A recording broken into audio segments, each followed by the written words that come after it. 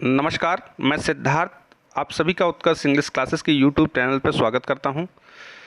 आज एक बहुत बड़ी न्यूज़ हम लोगों के लिए निकल के आ रही है, जो भी सरकारी नौकरी की तैयारी कर रहे हैं यूपी में या यूपी के बाहर। तो यूपी में पीईटी का नोटिफिकेशन जारी हो चुका है ना। और इसके फॉर्म रजिस्ट्रेशन स्टार्ट होने की तिथि 25/5 है, 25/5, और अंतिम तिथि इसका जो रहेगा, जो शुल्क जमा करने की तिथि अंतिम है वो 25/5 रहेगी। जो शुल्क जमा करने की भी जो स्टार्टिंग है वो 25/5 है। और इसका जो अंतिम तिथि रहेगी रजिस्ट्रेशन आपका जो कराना है वो 21/6 इन्होंने रखी है ना, 21/6 इन्होंने रखी है। फिर से कोई कन्फ्यूज़न होगा, यहाँ देख लीजिए स्पष्ट रूप से सारी चीज़ों को लिखा गया है, ठीक है। शुरुआत दोनों की 25 से होगी और 21 इसका रजिस्ट्रेशन का लास्ट है, और संशोधन भी इन्होंने लक्ष्य करने के लिए 28/6 जो है तारीख आपको दी रखी है, ठीक है। तो अब कोई भी फॉर्म आया तो उसमें सबसे पहले हमें ये देखना है कि भाई इसका जो है शैक्षिक अर्हता क्या है। शैक्षिक अर्हता की बात करें तो यहाँ पे ये हाई स्कूल न्यूनतम मांग रहे हैं, ठीक है। न्यूनतम हाई स्कूल मान रहे हैं, और उसके बाद जो भी आपका 12th वगैरह भी है तो भी आप भर सकते हैं, ग्रेजुएशन वगैरह है तो भी आप भर सकते हैं। जो ये केवल उन पदों के लिए परीक्षा है जो वहाँ पे यूपी कराता है। एक तरह से कह सकते हैं सी और डी ग्रुप की जो नौकरियां हैं, ठीक है, उनके लिए ये जैसे सीईटी होना है सेंट्रल में, है ना, सीईटी होना है तो ये उसी की तरह है, बस थोड़ा सा सिलेबस इसका अलग होगा और उसका सिलेबस अलग होगा। वहाँ पे थोड़ा सा क्वेश्चनों को, वहाँ पे मेन 4 सब्जेक्ट है तो 4 सब्जेक्ट को लेकर चलेंगे, ठीक है, मैथ, इंग्लिश, रीजनिंग और जीएस, ठीक है। तो ये चीज़ है यहाँ पर, लेकिन ये सिलेबस भी इसका जो रखा गया है वो जैसे यूपी का होता था वैसा ही सिलेबस रखा गया है, थोड़ा बहुत उसमें चेंज किया गया है, ठीक है। जैसे इंग्लिश को बढ़ा दिया गया है ना, थोड़ा बहुत चेंज है, बाकी तो वही है। तो अब न्यूनतम जो आयु है वो 18 वर्ष है, अधिकतम जो है जैसे देते हैं और परीक्षा में वो अपनी है, ठीक है ना। क्लियर है मेरी बात। इस प्रकार के ऐसे मतलब 18 वर्ष पूर्व कर 40 वर्ष से अधिक प्राप्त ना की हो, ठीक है, बात समझ में आ रही है। तो न्यूनतम भी पता चल गई और अधिकतम भी पता चल गई। फिर कह रहे हैं कि ये जो परीक्षा होगी इसके आधार पर नंबर, ये केवल आपका स्कोर कार्ड होगा। इसके बाद जो दूसरा फॉर्म आएगा उस एग्ज़ाम्स के लिए नोटिफिकेशन, जिस भी पद के लिए परीक्षा कराई जाएगी उसमें मेरिट बनाई जाएगी, उसकी दूसरी परीक्षा लेकर आपको नौकरी दी जाएगी। मतलब ये आपको देना है, और इन्होंने जो इसकी जो प्रमाण की जो स्कोर कार्ड रहेगा 1 वर्ष तक कह रहे हैं कि ये मान्य रहेगा, जब से वेबसाइट पर अपलोड होगा उससे 1 वर्ष तक, है ना।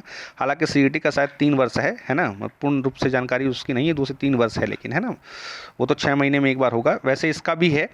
लेकिन ये ध्यान रहे कि इसका जो सिलेबस है वो सिलेबस वही है जो अभी तक आप दे रहे थे, केवल इंग्लिश इसमें बढ़ी है ना, थोड़ा बहुत और चेंज किया गया है। अगला देखिए, सिलेबस पे तो हालांकि बहुत पहले से चर्चा हो गई थी, क्या क्या आएगा, ये फीस है, यहाँ पे फीस का शुल्क है, तो मेन चीज़ों पे देखिए चर्चा हो गई है। फिर भी अगर आपको कोई कन्फ्यूज़न रहता है तो आप जो है कमेंट करके वहाँ से कमेंट बॉक्स में आप पूछ सकते हैं, मैं आपको जवाब दूंगा, ठीक है, या आप व्हाट्सएप के माध्यम से भी जुड़ सकते हैं। सिलेबस की बात कर लें तो भारतीय इतिहास रहेगा 5 नंबर का, भारतीय राष्ट्रीय आंदोलन 5 नंबर का, भूगोल हमारा 5 नंबर का, भारतीय अर्थव्यवस्था 5 नंबर, है ना, भारतीय संविधान और लोक प्रशासन 5 नंबर, सामान्य विज्ञान 5 नंबर, उसके बाद अंगणित भी 5 नंबर है, सामान्य, सब 5-5 नंबर का है ना। और अंग्रेजी भी आपका 5 का है, और अंग्रेजी व्याकरण आएगी, वैसे 5 नंबर ही बहुत होते हैं, 5 ही 5। रीजनिंग भी 5 नंबर की है ना। सामयिकी भी आपका करंट अफेयर जिसे कहते हैं वही 5 नंबर का है। भारतीय और वैश्विक दोनों रहेंगे, पढ़ना ज़्यादा पड़ेगा। सामान्य जागरूकता भी रहेगी, जनरल अवेयरनेस भी, है ना। अपठित हिंदी गद्यांश विवेचन भी रहेगा 10 नंबर का, ठीक है, उसके, है ना, प्रत्येक पे 5 प्रश्न रहेंगे।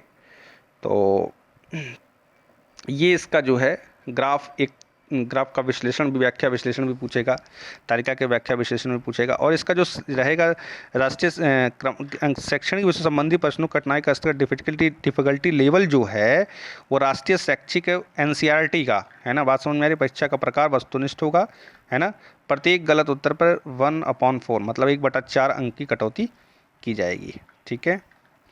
तो ये इसका सिलेबस का था मूल, और उम्मीद है कि आप सभी को समझ में आया होगा। अब ये नोटिफिकेशन जो आया है, अब आपको ये बिल्कुल सतर्क कर रहा है। यूपी के हैं तो आप बिल्कुल पूरी तरह से एग्ज़ाम तो देना ही देना है ना, और यूपी के हैं तो आप पूरी तरह से इस पर लग जाइए। और दूसरी चीज़ ये है कि लगना तो सभी को, परीक्षाएं तो देते ही रहिए, पता नहीं कब कहाँ मौका लग जाए।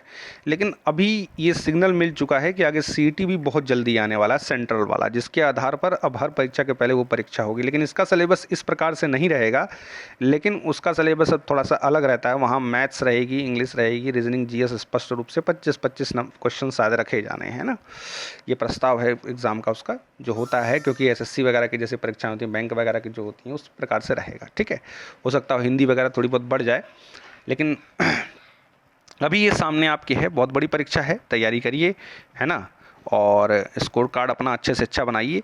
ज़रूरी ये नहीं है कि पास हों, ज़रूरी ये है कि अच्छे से अच्छे मार्क्स आएँ, तब नौकरी मिलेगी, है ना। तो ठीक है, फिर कंटिन्यू करते हैं, फिर अगली वीडियो में मिलते हैं, तब तक के लिए थैंक यू वेरी मच।